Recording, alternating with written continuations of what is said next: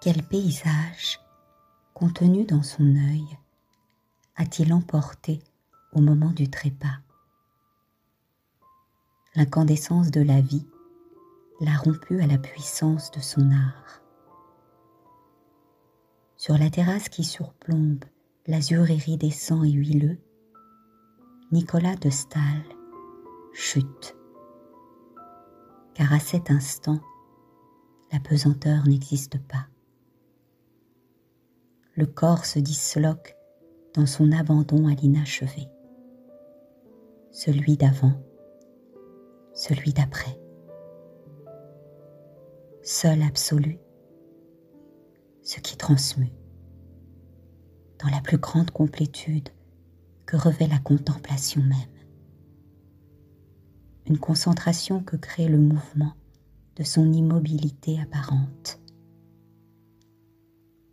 Toute vélocité se déploie sous forme de couleurs juxtaposées qui suggèrent l'existence pluridimensionnelle d'un monde qui se fabrique hors de la matière et à travers elle. L'imaginaire est un ailleurs. Il ne connaît que les limites de son surgissement, l'étendue de son parachèvement. Point de rupture entre immanence et prescience de l'apparition. La fulgurance de l'éphémère se rappelle à l'homme lorsqu'il cesse de créer. L'oubli de soi qui se détache de l'agitation du sentiment.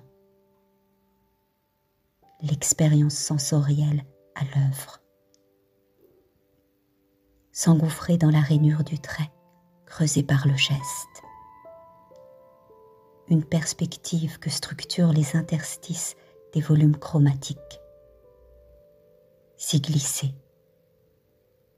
Dériver jusqu'à atteindre l'insoupçonnée profondeur de champ. Puis, changer l'angle et circuler autrement dans l'image.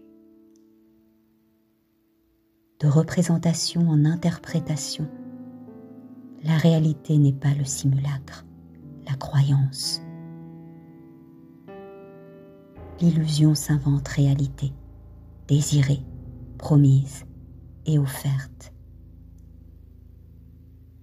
Brossée sur la toile, chamarrée au couteau, croquée, le trivial et la répétition du motif n'en demeurent pas moins l'exaltante vitalité du fugace. Explorer l'épreuve de la vie. Bannir la mécanique trompeuse et outrancière de la pratique.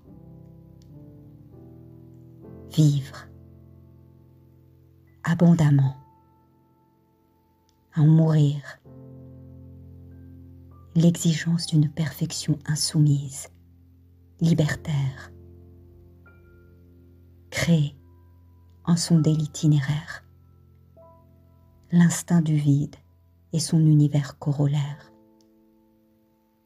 Et à la fin, sauter, puis se taire.